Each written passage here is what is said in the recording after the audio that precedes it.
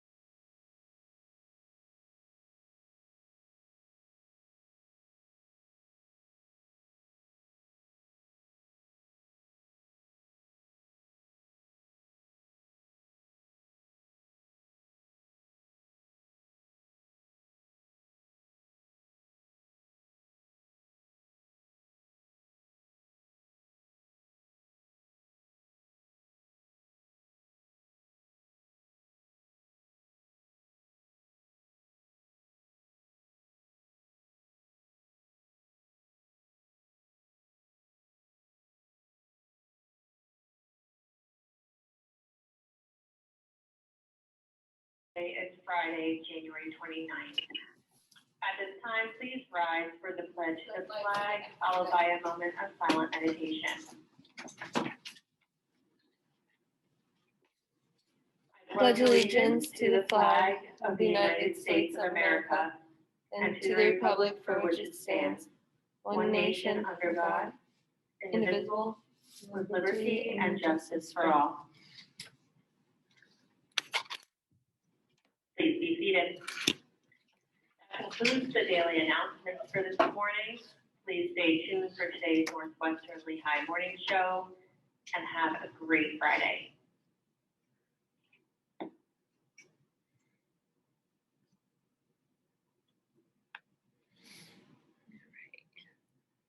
Adam's here.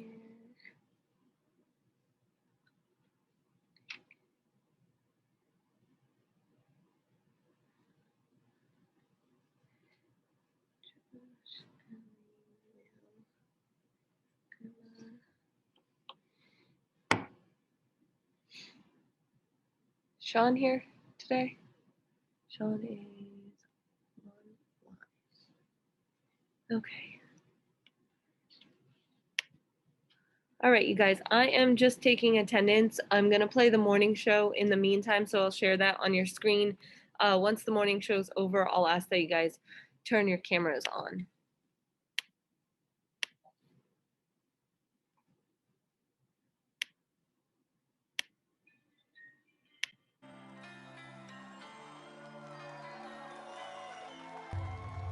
Good morning, Northwestern. I'm your host, Donovan, and today is Friday, January 29th.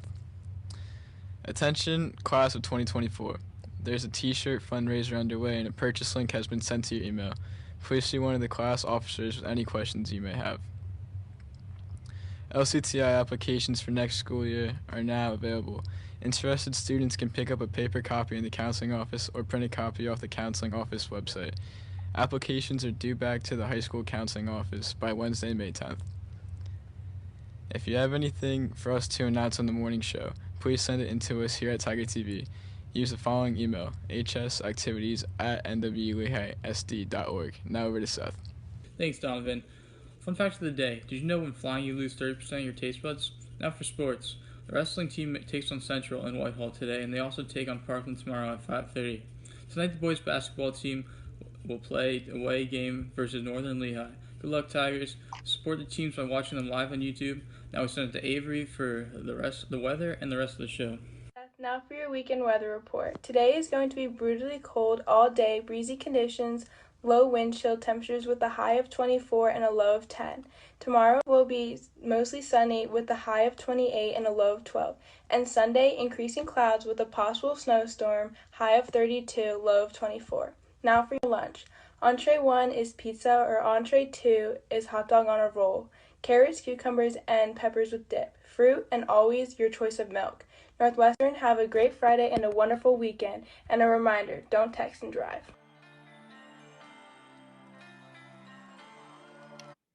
Right.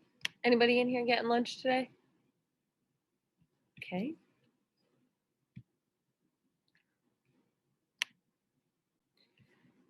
All right.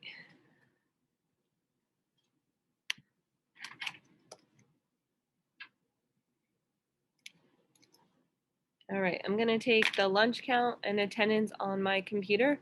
And then in the meantime, you guys can get your cameras on and show your face. You guys in here can pull your computers up and jump onto Canvas, please.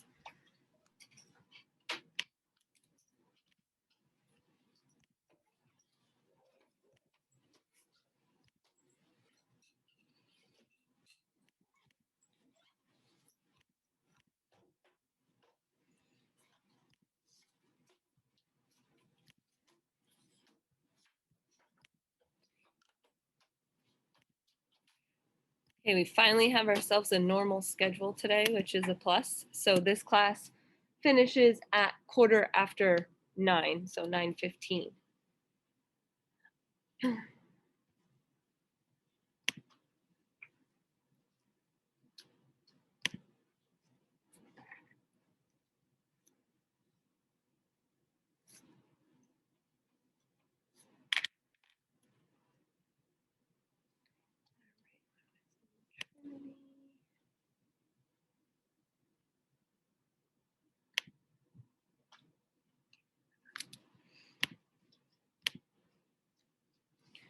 All right, you guys need to bend your cameras down just so I could see your faces, please. And then I'll get into stuff from yesterday and we will head into today's lesson. So yesterday, obviously you guys were, I don't know if you want to call it lucky or not, but you got to hang out with me for longer than my second block class did. And my second block class is also a Foundations 9th grade class. So we will do the lesson today, but I'm also gonna have to, hi Nick, try and go double time with them to catch them up so that we're kind of in the same place heading into the weekend here. So my goal for you is that we will not have any homework over the weekend. So that just means that we have to stay on task and do what we're supposed to do while we're in here. And then you shouldn't really have anything for the weekend, okay? But I will let you know as we get closer to the end of class, and then you can make adjustments maybe to a planner that you use or if you write stuff down somewhere. All right, yesterday I updated the grade book. Okay, so what you can see in the grade book from yesterday is the camping in style quiz. So it is counted as a classwork assignment, but based on however many questions you got right, so whether that was a 5 out of 6, a 6 out of 6, I just multiplied that by 2, so it's 12 points in the grade book, and then that grade's entered in there. So in a few minutes, I'm going to show you how to see the feedback or the score from that quiz. And then the other thing that's in there is the assignment we did in class, the close reading assignment. So that is out of 20 points. And lucky for you, everybody's got a B or above. So we're off to a good start. You're in a good place. Definitely got a reset as far as second semester goes, which is sometimes much needed at this point in the year. Okay, if you see an ABS in the grade book when you check portal, that means you were absent for that particular assignment, and you have 3 days to technically make it up before I turn that ABS into a 0. Now, the ABS basically means you were absent, you can make it up for full credit, and it's not affecting your grade at that point. So Sean, I'm just going to use you as an example. Sean has everything in except for one assignment when he was absent on Wednesday. ABS is in there right now, so his 95% average is not affected by missing that one assignment. When I change it to a 0, it's going to average that in as a 0. Can Sean still make it up? He can, okay, for the time being, but it hopefully makes you make it up quicker and not wait until the end of the unit to make it up, because then your average is more realistic of, if I don't make it up, this is how it's going to affect my grade. Okay, so I usually try and wait about 3 days before I do that so that it's not an automatic 0 right away. Okay, Sean, you're not the only one who has ABS in there. You were just the first person I saw, so thanks for that. All right. So other than that, we did great yesterday with the advertisement activity that I had in mind to kind of introduce what we're doing today. So I'm going to pick some pieces from that to talk about some of those things in the beginning of class today. All right, let me get the dashboard situated over here.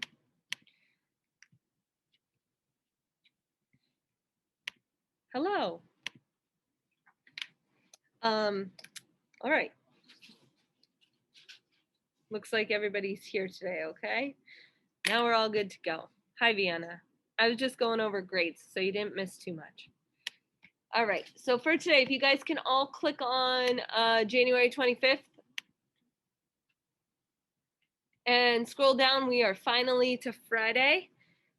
Today we're going to jump right into talking about our second reading strategy for this unit. So first we have our chunking and our summarizing, and then today we're going to jump into annotating. So you've probably heard of that word before in the past. This is something that we will use throughout the rest of the semester. So if there's any way that you're going to not pay attention today, today's not the day to do it.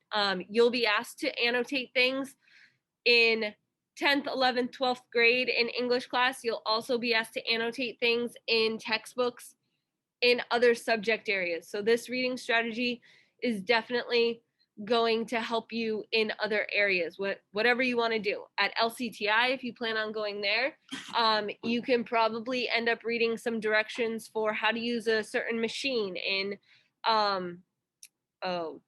in auto tech, or if you're making a recipe in culinary arts or something, you might end up annotating even those things. So it's really a good strategy to just make sense of things, to help you remember things, and it is good shorthand because you can always come back to it and not have to do as much work later on, which is the ultimate goal of all of this. All right, so once we're there, I'm going to have you open up the assignment from yesterday. So if you could go into Thursday and just open up your close reading assignment, we're just going to look at it because I'm going to make some reference to some things, and then we'll jump into the video that I have for you guys.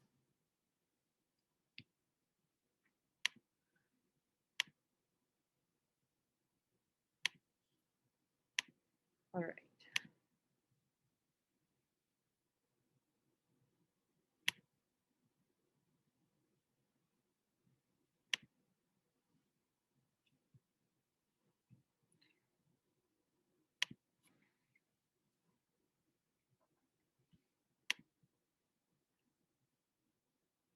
All right, so in this assignment, what I was having you do, and like I explained yesterday, was looking at some smaller pieces of a bigger picture. So you found a picture of an advertisement, and when you look at that picture as a whole, you know what that picture is: an advertisement for Lifesavers, an advertisement for McDonald's, for Coca-Cola, for a shoe, Nike.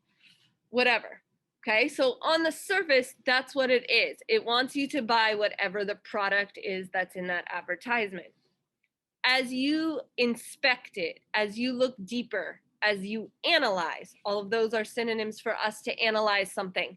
We're picking apart the pieces of the picture, the pieces of the advertisement that we don't necessarily know on the surface make us look at it and understand what it is. But if we take them and isolate them, we look at the text, we look at the colors, we look at the slogan, all of those things have their own meanings on purpose because the people who put that ad together did all of those things on purpose. We might not think so. We might say, well, the ad for McDonald's is normally red because those are McDonald's colors, right? But why would McDonald's choose a red background and a golden arch? Okay, what does that do for us as a person who's looking at it? Well, they're pretty bold colors, and our association kicks in. We see those golden arches all over the place when we drive. When we see it in an advertisement, we know without even looking at the words on a page what company that is for.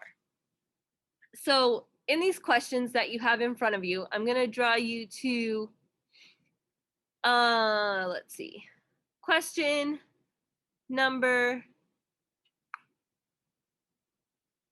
we talked about 3 yesterday. Sorry, question number 5. How is the ad laid out? Where are the important images on the page? Even this is a really important aspect to look at because the people who put it together are drawing your eye towards a certain thing. So is the image really small, but the text really large? Do they want you to look at the text before you look at the image? Is that the opposite? Is the image really big and the text really small? Is there no text at all on the page? Because there's ads that do that as well. And what this is getting at is the fact that the people who made this ad did it for a particular purpose. So if we transition that to us reading material, words on a page, we think of that in terms of the author is making specific choices for reasons that they want you to think as the reader for a deeper meaning. Okay, so you can kind of start to see the connection here. For example, a character in the story wears a certain outfit. Okay, they wear a black shirt and black pants. They have really dark hair, and they describe the person as being lethargic, meaning tired. They have a glum look on their face, not happy. Okay, what we can infer from all of those descriptions on the page is something about the character. We can look deeper into that character based on what's on the surface. Does it tell us that? No, but based on what we know and based on us kind of making some creative assumptions, we can take educated guesses. So as we start to look today at this reading strategy, we're going to take those educated guesses in some aspects. We're also going to mark things on the page that trip us up or become a little difficult for us in the hopes that we are analyzing or looking deeper into what's on the page. Now, there's 2 different ways to read things. You read for fun because you like to read, you want to know the story, you want to know what happens. Same thing if you're watching TV or a movie. You want to pass the time, you want to know the story, you understand what the movie is about. The other purpose that you read for is for an academic purpose or getting something out of it or analyzing it. And more times than not, when you're in school, you're reading for that academic purpose. So we're looking for a deeper meaning besides just what's happening in the story. If I were to assign to you to watch Transformers when you got home in an analytical way, instead of just watching it for the plot, I might ask you to take a look at why the director used certain camera angles, why the director casted certain people. Anybody watch Transformers, know the movie I'm talking about? Who's the girl? Who's the really hot girl that's played by? She's the girlfriend of the main character. You know who I'm talking about? Super hot, right? I don't know her name. They picked her on purpose because she's super hot. Okay, so you would kind of look deeper at those things. Same thing happens on the page. We just don't like it as much as watching movies or TV because we have to do the work and understand those words on the page. All right, so here is a short video. This lady is a little bit annoying, but it gets the point across that I need about this reading strategy. So just bear with me. It's short, it's not super long. This reading strategy is called annotating, and she will introduce it to you. You guys at home, I'm gonna share my screen with you in 1 second. Hopefully my daughter's videos don't pop up that she likes to watch. Maybe Peppa Pig or Writing's not that easy. some girl playing Grammarly dress can up. help. This sentence is grammatically correct, but it's wordy and hard to read. All right. Share screen here.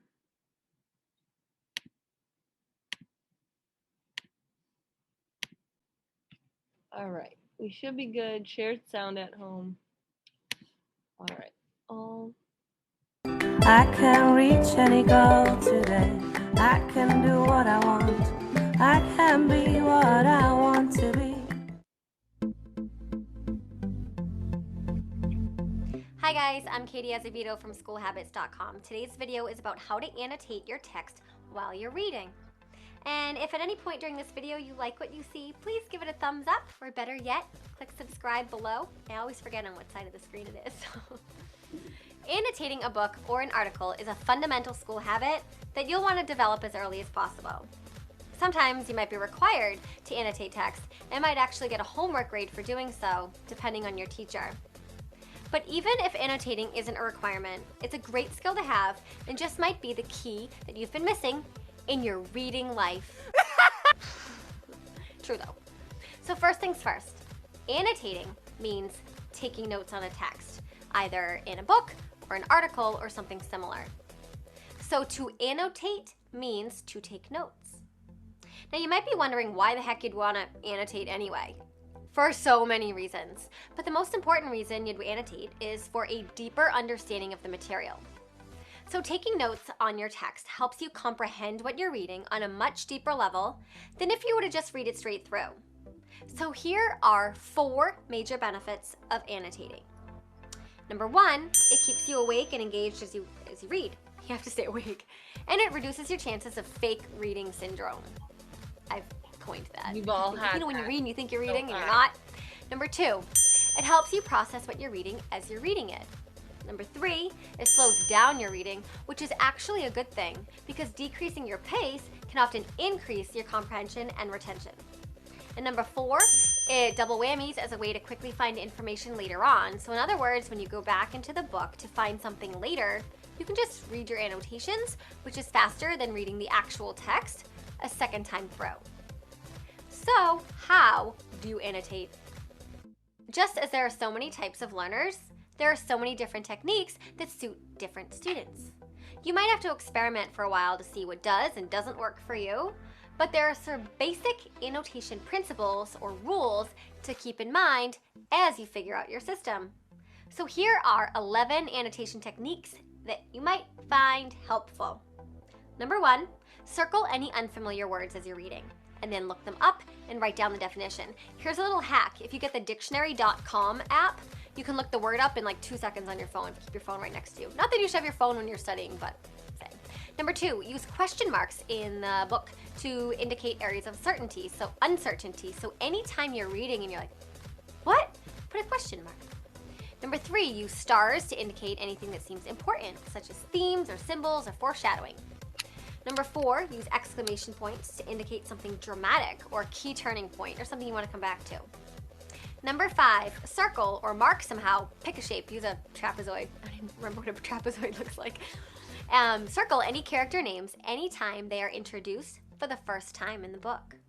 Number 6, keep a list somewhere, maybe on the inside cover, of all the characters and their traits. And you would add to this list as new characters are introduced or as you learn more about the existing characters. Number 7, write your notes in the margins, which is the best method, on sticky notes, which is a decent method, or in a separate notebook, which is your least favorable method. But if you don't own the book, you can't write in it, so you might have to do that. Number 8, paraphrase, which is a summarization technique. Each chapter after you finish reading it. Now, you only need a few sentences to do this. So write it down, write your little summary down at the beginning or the end of each chapter.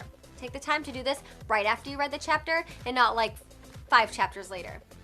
Number 9, write down any questions that you have about the text. Either questions you're willing to wait to find out the answer to as you read further, or questions that you want to bring up to your teacher in class the next day. Number 10, we're almost there. Use a color-coded system if that type of thing appeals to you. Colors, yes. Number 11, give each chapter a title. So after you finish reading each chapter, go back to its title page and give it a title. Now, the title should simply be the main idea of the chapter or a statement about the main event in the chapter. If the chapter already has a title, chances are that it's just a catchy one. It's interesting and not helpful. So still go ahead and title it yourself with a little summary statement. Here's a note though. If you're reading a text on your tablet or your iPad, you can still annotate. There are so many cool apps that allow you to circle, underline, highlight, use a trapezoid, doodle, whatever. Just do a basic search for annotation apps and you'll find a bunch. I annotate PDF, I think is a good one. I don't know if things have changed, but that used to be a good one. I think you have to pay for it though. All right, so I know she's annoying.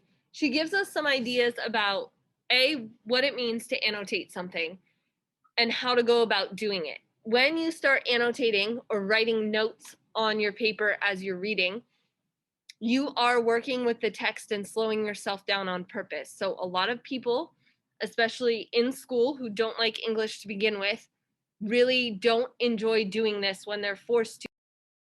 Oh, okay, she's back. Sorry, you guys. The internet shut off on me. All right, we're good now.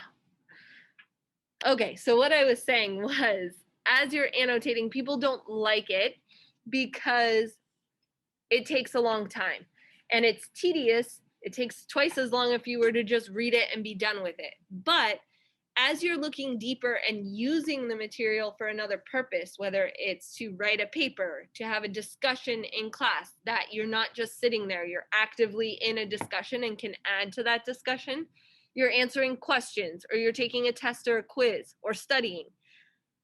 That work that you do on the front end is going to save you the time on the back end and probably save you as far as what kind of grade you get on the back end of things, as far as school goes. Now, as far as things that you would do on your own, it would help you in your career in the sense that, okay, I have a meeting coming up and I'm in charge of asking my boss questions about a manual, about a new piece of equipment I have to use in my career.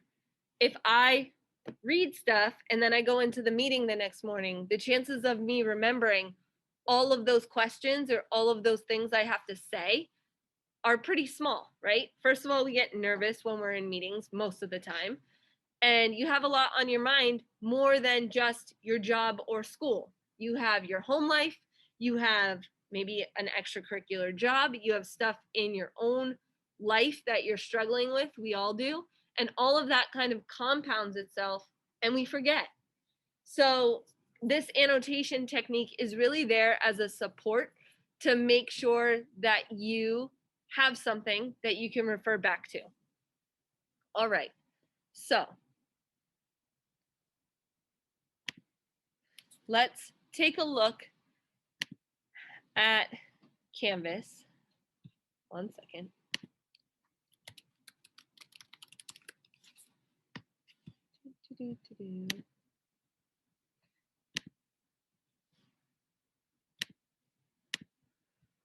All right.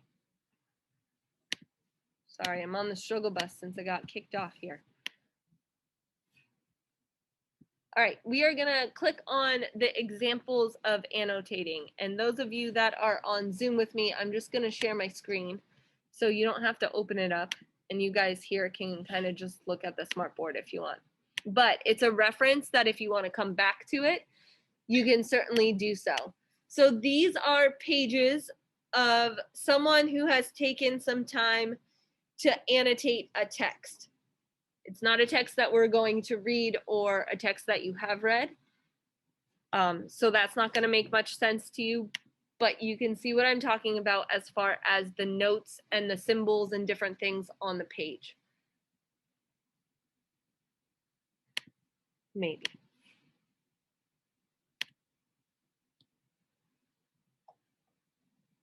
All right. Here we go. Okay, so one of the reasons why I use annotating so much, and you'll see it in English class a lot, is because as you're reading, unless I'm sitting there with you having a one-on-one conversation, I don't know what you know, and I don't know what you're struggling with. Okay, so this way, by making notes and talking to the text, you're writing notes on it as you're reading, not after you're done, I can pinpoint some things that you're picking up on, which is great. And I can also pinpoint the things that maybe you skimmed over or didn't get along the way, which is why I'm here, because those things that we don't get, I need to be able to go over and to teach you.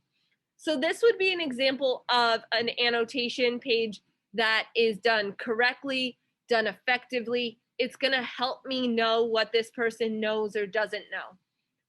You can see that they underline things and they circle things, but yet they have these notes in the margin. And the notes in the margin are the most important part of annotating.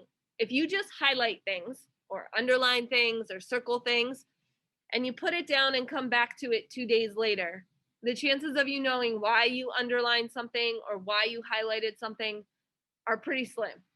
So these notes give you a little key about why you underline that phrase. Why did you circle that word? Did you not know it at the time? Did you look it up? Did you find the definition?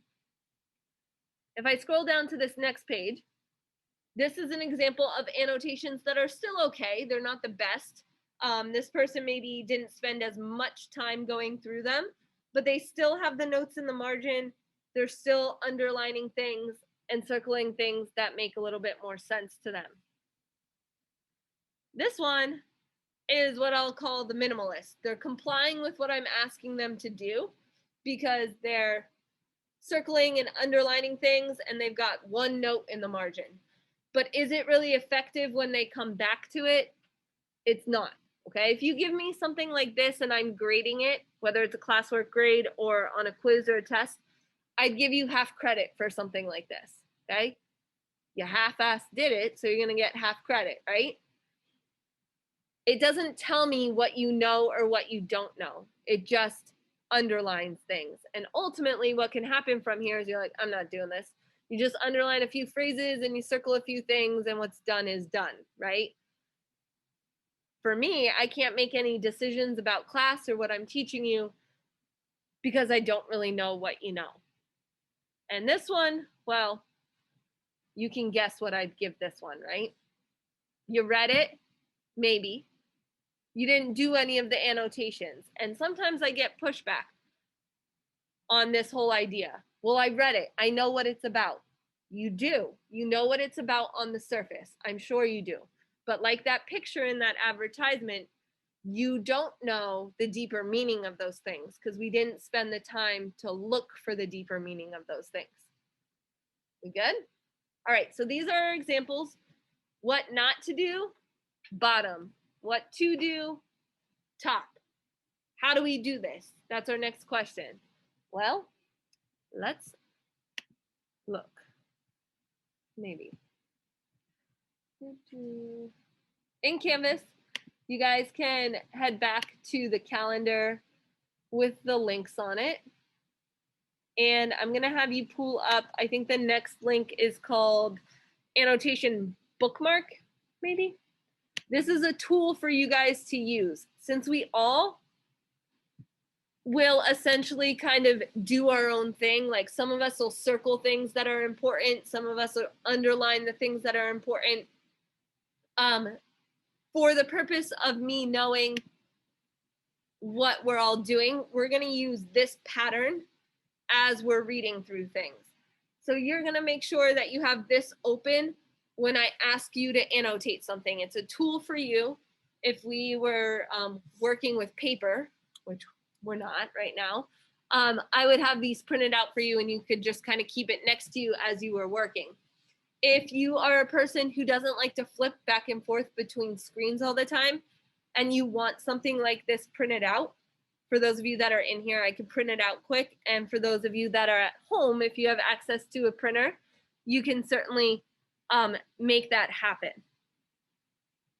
Okay, everybody good at home? Can we get a thumbs up if we're still all together? Okay, so you'll notice that you have a star, a question mark, double question mark. You can read what they're all for, but in the bottom in bright red is the key here. When you use a symbol on the text, you're gonna explain why you use that or elaborate on it in the margin.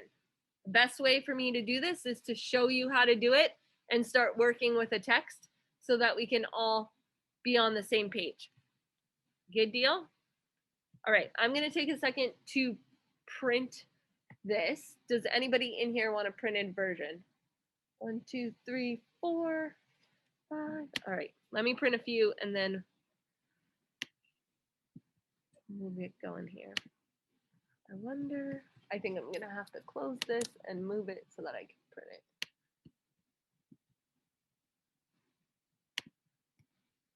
Mrs. Romelli, do you want one printed too?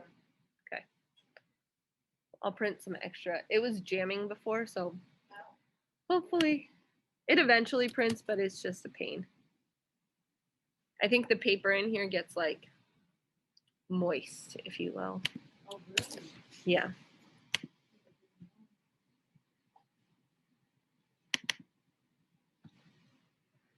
All right, so those of us that are on the calendar, last link we're gonna open is Annotate Charles, page 1 through 4. Charles is a short story. We can all click on that because what I'm doing on the screen, you guys are gonna do on your own paper.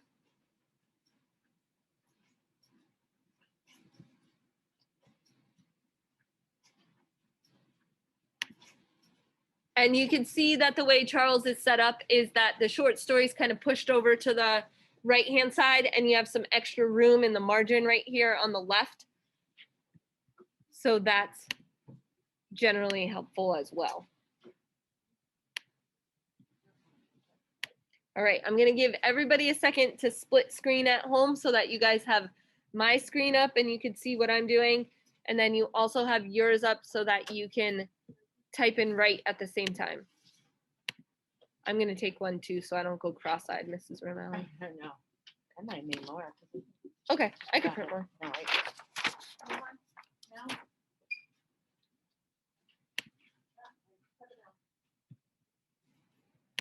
All right, I'll print more for a second block. Okay, so as you're sitting here, you can go over this annotation bookmark. You can see the star is for something that's interesting, a question mark if you have a question, 2 question marks if something's confusing to you, a plus sign when you make a connection, it looks like a squiggly circle when you make a prediction, confirming a prediction, something that's important, and some vocabulary. Okay, everybody at home got a split screen, we're good to go.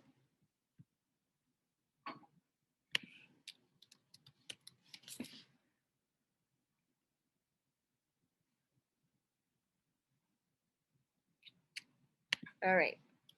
Do you guys here need me to make this a little bit bigger or we good? Go. Maybe.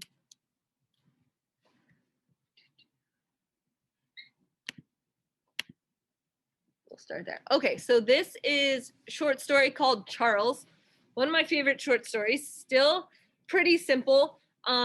Deals with a kid who is in kindergarten and kind of his day. He's a little bit naughty and is a little bit of a troublemaker. So it's a little bit funny and humorous, but it's definitely on the light side of short stories. All right, what I'm gonna do is I'm gonna start reading and annotating as if I was the one who was doing this assignment. And I'll talk to you about why I'm doing certain things. You then can obviously copy what I have on the screen as I'm doing it. Your Chromebooks are great for this. If you want to, turn them around or use the stylus, it definitely is helpful when annotating. All right, so I'm gonna start reading and then I'm going to stop every so often to do some annotations and write some stuff in the margin. The day my son Lori started kindergarten, he gave up his little boy clothes. He started wearing blue jeans with a belt. I watched him go off the first morning with the older girl next door.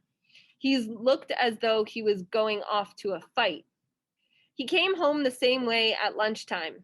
Isn't anybody here? He yelled. At the table, he knocked over his little sister's milk. How was school today? I asked. Did you learn anything? I didn't learn nothing. So in my mind right now, there's not a whole lot of things that I obviously don't understand, but I'm making some connections in my mind to what I know about a little kid who's going to school in general. I have little kids, but before I had them, I was a little kid at one point going off to kindergarten too, as were you, or maybe you have siblings that are younger than you that you watched go off to school. So what I'm going to do is use my shapes tool because I can't draw underlines very well. But on the bookmark, there's no thing for underlining, but let's see. Oh, it's an exclamation point when it's important. All right, I'm going to use the drawing tool here, and I'm going to pick pink. You could pick a different color. All right, I am going to put a exclamation point next to the I didn't learn nothing, okay? And I'll tell you why I'm going to do that. I think that's important in this story because this kid is like most kids. He's coming home from his parents. He's crazy. He's all over the place like any kindergartner usually is. They have too much energy. And he's telling his parents he didn't learn anything. Obviously, he went to school all day, so he was taught something. So in my note in the margin, let's see here. Drawing, pink. Sorry, my freehand mouse exclamation point's not very good, so bear with me. Then I'm going to use a text box and I'm going to explain a little bit why I'm putting that there. And feel free, like I said, to use whatever colors you want. But I'm going to say that the boy is like any other kindergarten student. He seems, what does he seem like? If we had to like place a tag on him, what kind of kid is he? What does he seem like? He's got a lot of what? Like you guys when you get out of here. Probably, sometimes you probably go home and take a nap, but other times you're probably like, I'm free. He's got a lot of energy. He seems to be rambunctious, a little bit crazy maybe. Full of energy, right? Okay, so I kind of explained why I think that's important. And then I'm going to go back to doing what I was doing, which was reading. Okay, and clearly this happens a lot quicker in your own mind than me verbalizing it to you and then it getting written down on the page. So know that when you're doing this on your own, it certainly doesn't take as much time as what I'm doing right now. All right, so we'll pick up with anything. I said I didn't learn anything. But the teacher spanked a boy, Lori said, for being fresh. Okay, so I'm finding out some things here. I'm going to use my shapes. I'm going to use a circle, even though this isn't on the thing. It looks like the boy's name is Lori. That's our main character. So kind of important to know that. But also there's this vocab word. He says that the kid was fresh. In my mind, that didn't automatically register as something that I really understood. So as I stop here, I could kind of go back and use my context clues, try and figure it out. If I can't, I have access to the internet right now. I'm not taking a test. I could look it up. So if I look before, he said the teacher spanked a boy for being fresh. Why would you get spanked? Because you're being bad, right? And if someone's being fresh, we could take a guess that maybe it's another word for like talking back. Okay, if you're being fresh with someone. So in our comment box, what I would do here is, since I can figure it out or look it up, I'm just gonna write a synonym at the top to remind me that it just means talking back.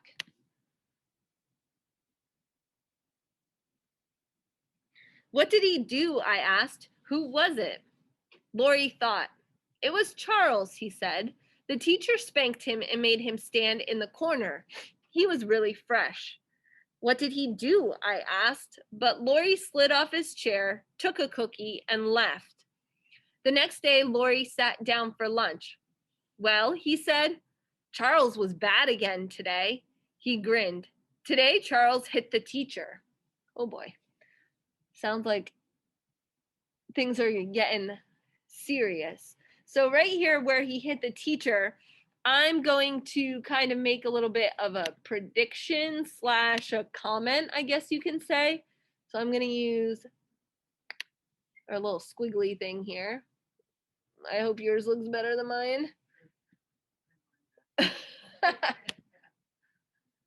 Okay, and based on what I'm reading, in my mind, I'm going, okay, so Charles seems like he's out of control.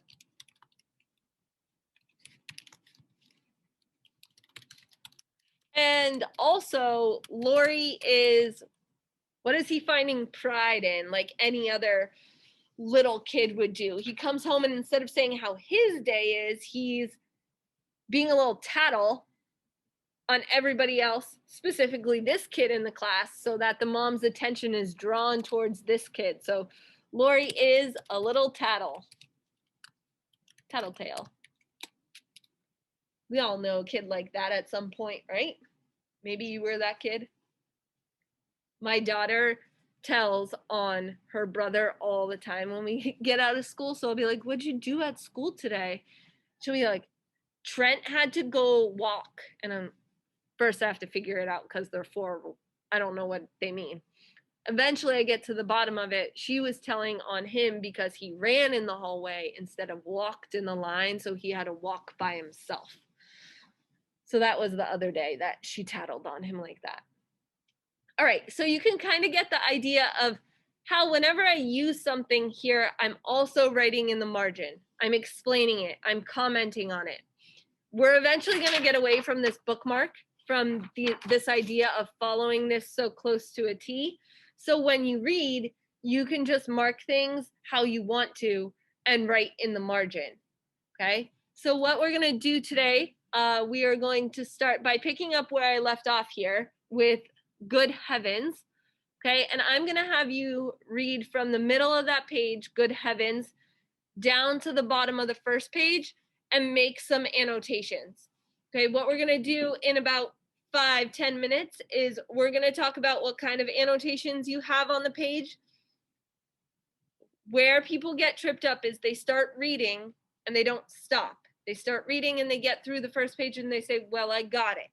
Stop on purpose to make some predictions, to write some things down, to ask certain questions. Stop at the bottom of page 1 and we're gonna do it together. Okay, if you are struggling online, can you shoot me a message in the chat and I will try and help you? And you guys here, obviously, let us know. Okay, I'm gonna give you until 37 and see where everybody's at. Just stop at the bottom of the page right before I let him in, okay, since that's a sentence.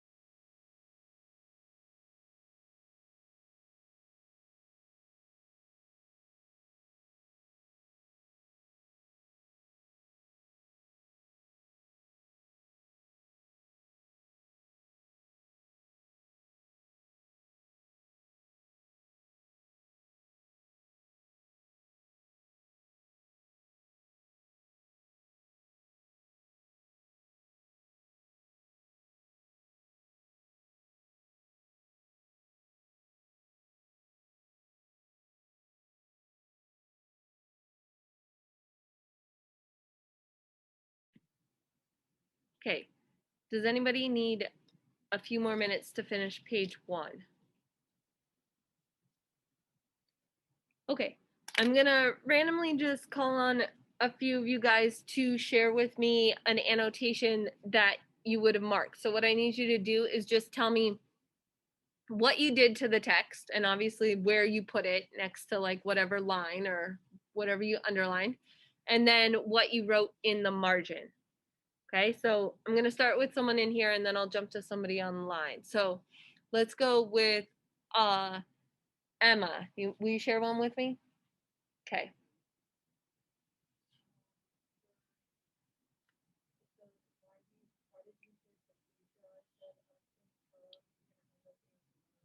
Okay, so why did you hit the teacher? So that's right here, right? Did you use a symbol next to it or did you just make a comment off of it? Okay, so she made a comment going right around here.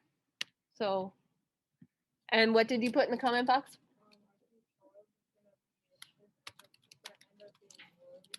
Okay, I think Charles is going to end up being Lori. So you're making a prediction here. Okay, if you want to change colors, you can. If you want to use the drawing tool and kind of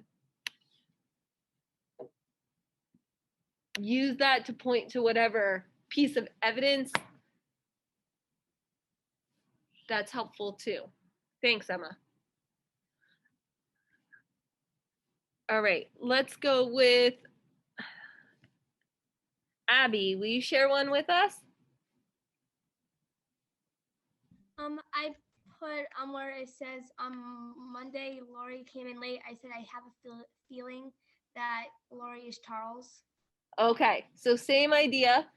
Where is that? On Monday? Down here, right? So do it again.